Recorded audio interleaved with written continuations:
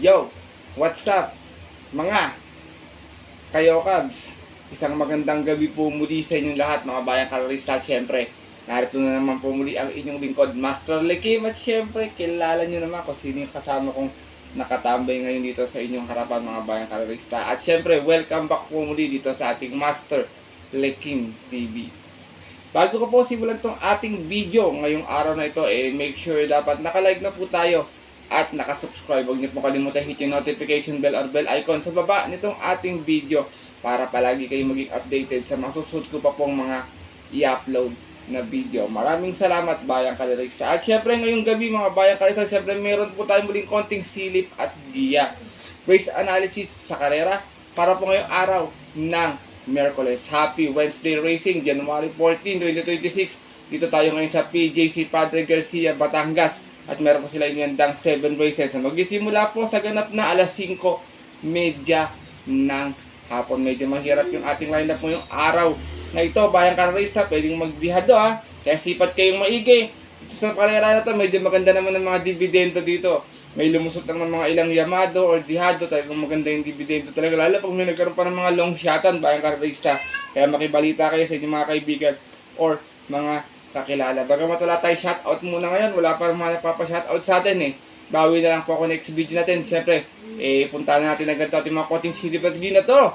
Patapos lamang po yung ating maikling intro. Kaya let's go, mga Kayokabs!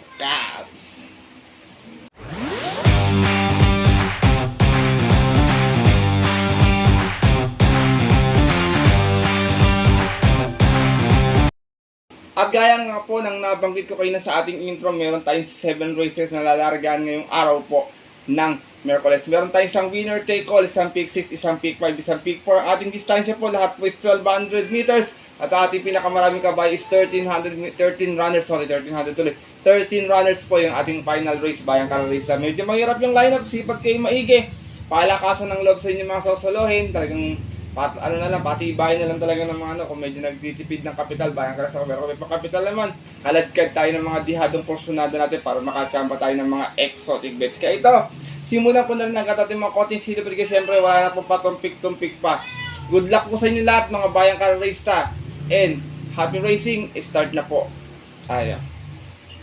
Race number 1, start nating winner take all event. Piracom Meeting List Class 5, 1741. Meron tayo 8 runners na maglalaban-laban. Pero 7 in betting options lamang bayang kalorista. Dito first choice ko, siguradong mauna to. First time tatakbo na to dito. Pero kung makakarate ng kwartos sa tingin ko, baka may taabutan or baka makachamba ng upset. Numero 3, Success of Times, narerendahan po ni Ison Bautista.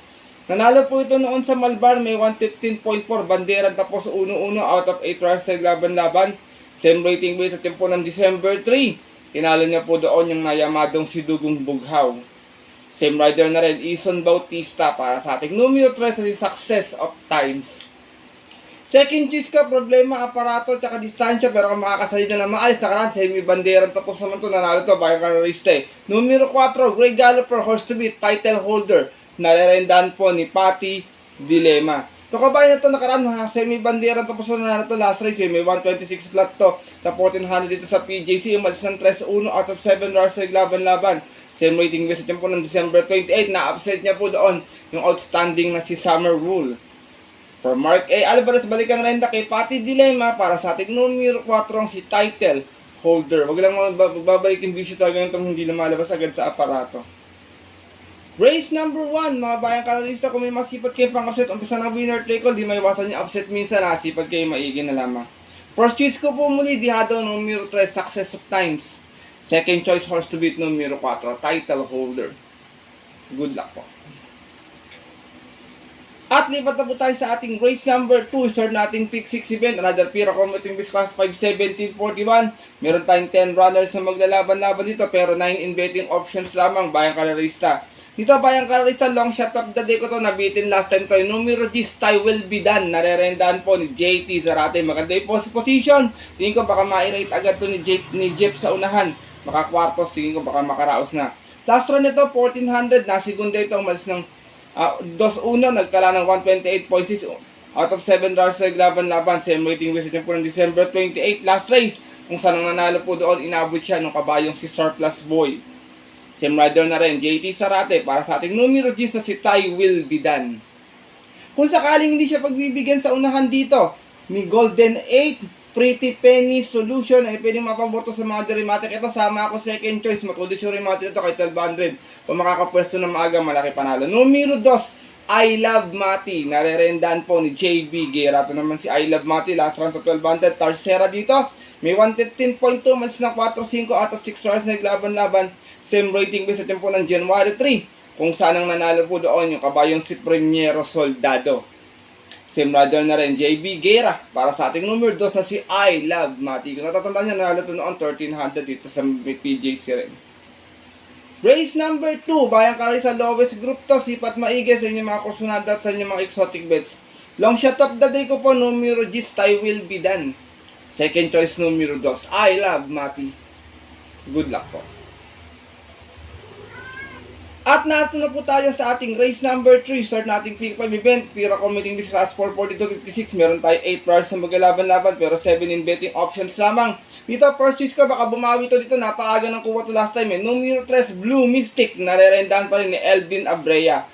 Meron tong 113.6 last run. Segundo ito, matsin sa 4 out of 8 players na naglaban-laban. Same rating base natin po ng December 26. Kung saan ang nanalo po doon, yung narito ring yamadong si Domsat 7. Same rider pa rin, Elvin Abrea para sa ating numero 3 na si Blue Mystic. Tingin ko babawi. Second choice ko, tumalo na rin sa kanya kung pagbibigyan.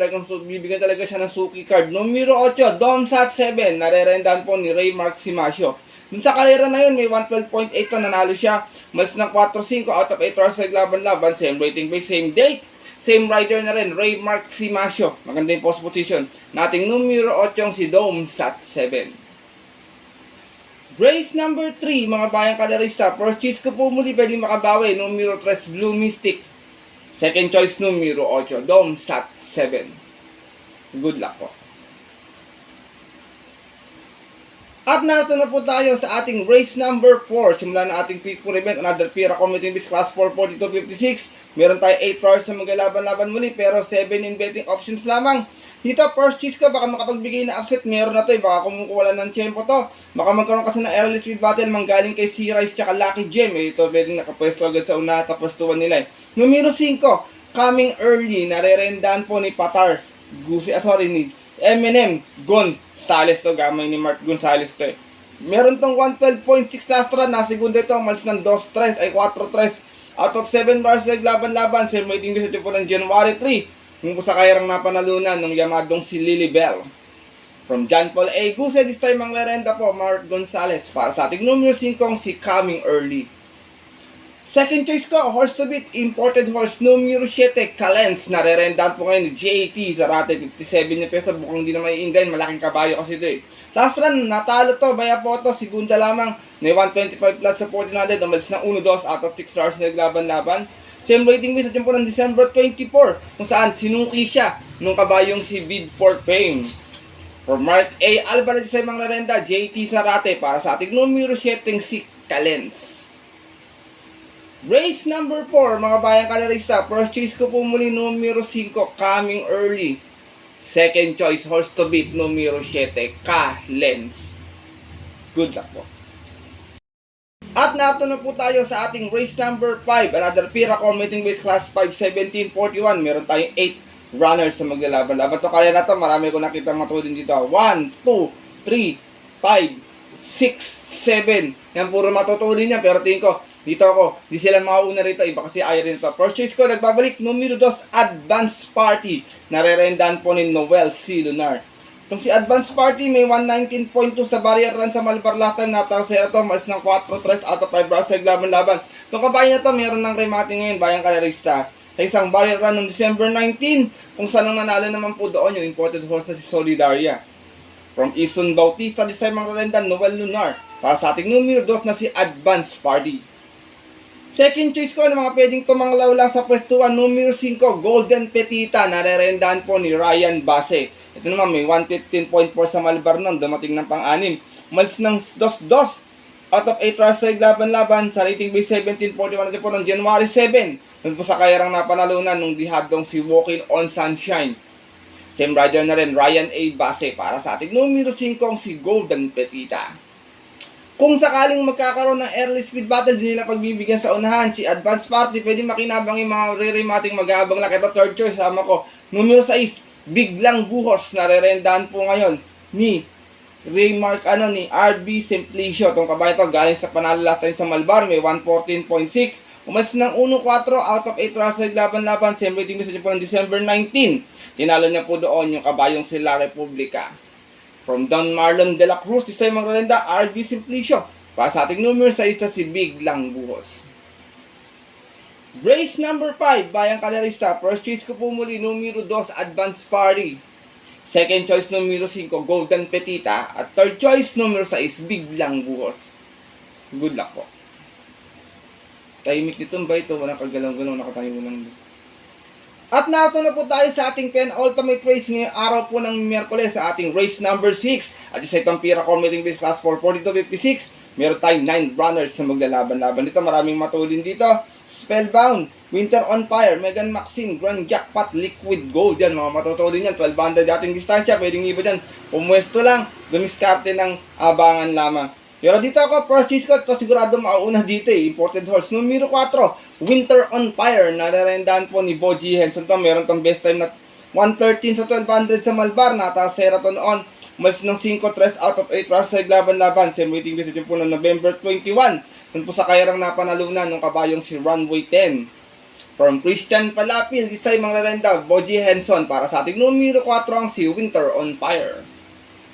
Second choice ko, matapang sa laban, may remate, pwedeng isunod. Numero 5, Megan Maxine, narerendahan po ni JB. Baka ito namang si Megan Maxine, may 127 flat sa Malbar, sa 1400, nasigunda to noon. Umalis ng 4-6 out of 7 runs sa laban-laban. Same rating base at yung po nung November 5. Dun po sa kayarang napanalunan ng kabayong si Batang After 7. For Mark A. Alvarez sa mga narenda, JB Bakaykay. Para sa ating numero 5 si Megan Maxine. Sinasama kong third choice, kabayong PJC, numero 1, Spellbound, narerendahan po ni Pabs M. Cabalejo. May best time tong 112.8 dito sa PJC, na segunda to noon. Umalis ng 2-3 out of 6 runs naglaban-laban. Same waiting best po ng November 26 last race, kung saan ang nanalo po doon yung yamadong si Gemma Bell. From Mark A. Alvarez sa ibang larenda, Pabs M. Cabalejo. Para sa ating numero 1 si Spellbound. Race number 6, pero ultimate race ngayong araw po ng Miyerkules. Kung may mababalitaan kayo o may kursunada pa, pwede magdagdag. Kung walang pili na lang, Bayang Kalerista, kayo na pong bahala. First choice ko po muli, numero 4, Winter on Fire. Second choice, numero 5, Megan Maxine. And third choice, numero 1, Spellbound. Good luck po. At nato na po tayo sa ating huling karera ngayong araw ng Miyerkules sa ating race number 7 para ating mga exotic bets, Pira Commuting Base Class 517.41. Meron tayong 13 runners na maglalaban-laban. Dito, process ko, wag lang mami sa team ko lamang to dito. Kung siya magbubukas si Patty, baka si Patty rin yung magsara. Numero 5, Kaboom, narerendahan po ngayon ni Patty Dilemma. Ito, may pwesto lang na maaga to Meron tong 128.4 last run sa 1400 sa Malbar. Dumating lamang to pang 6. Mas ng 13-12 out of 13 runs sa laban-laban. Same rating base natin po ng December 31. Kung saan ang nanalo po doon yung heavy favorite na si High Octane. From Joel Shego, this time mga narenda po, Patty Dilemma para sa ating horse to beat na numero 5 si Kaboom. Second choice ko, natin ko pwede niyang makalaban. Maganda yung post position, baka pwedeng unahan agad yung mga matutulin nito. Numero 11, Beyond Compare. Narerendahan po ni John Alvin Guse. Meron tong 120.6 sa 1300 dito sa PJC. Dumating to pang 4 nun. Mas ng 1-1 out of 9 runs sa laban-laban. Same rating base din po ng December 12. Kung saan ang nanalo po doon yung kabayong si Bahandi. From John Paul A. Guse, sa mga narenda, John Alvin Guse. Para sa ating numero 11, si Beyond Compare. Last and final race, mga Bayang Kalerista. Kayo nang bahala kung may masipat kayo. Pero pating kong dalawa, medyo matibay na to sa paratingan. Medyo angat to sa grupo Kumbaga para sa akin, opinion ko lang po. Kung may masisipat pa kayo pang dagdag, kung may pang kapital, wala pong problema. First choice ko po muli, horse to beat, numero 5, Kaboom. Second choice, numero 11, Beyond Compare. Good luck po.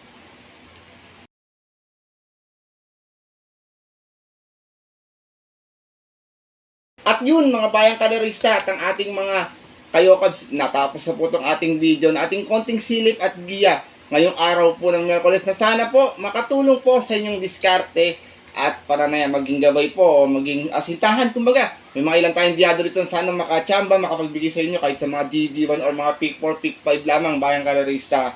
Pero syempre, paalala ko sa inyo na sariling aral ko lamang po ito, kuro-kuro at opinion sa karera. At syempre, eto, meron tayong muli winner take all choices. Tayo titigil lang kasi tayo nakakachamba ng bayong na winner take all bayang karerista. Kayo na pong balang magdagdag or magbawas dyan sa ating winner take all choices.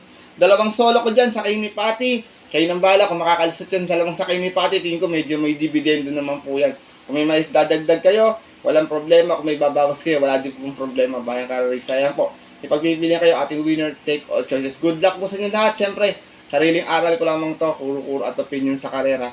Pagdating ng tayaan sa takilya, bayang karerista, mas mananaig sa rin yung mapupuso at kursunada and always po.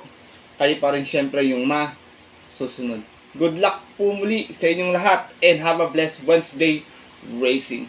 Muli, mga bayang karerista, ito po muli, ang tawag dito, hanggang dito na tayo muli, siyempre.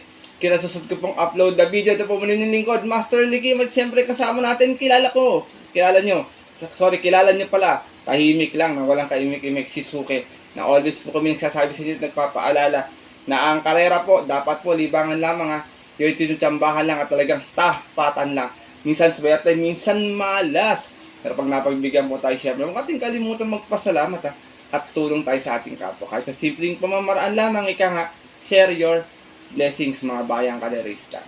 Good luck po muli sa inyo lahat and happy racing. Sa mga pumunta po ng off-track betting station, 5:30 PM ang ating start time. Maagang pumila, tumaya, sa bahay na lang manonood. Stay safe everyone, syempre sa inyo lahat bayang karerista. Lalo na sa mga solido dito nating subscribers na diadistang kagaya kong mga Kabs.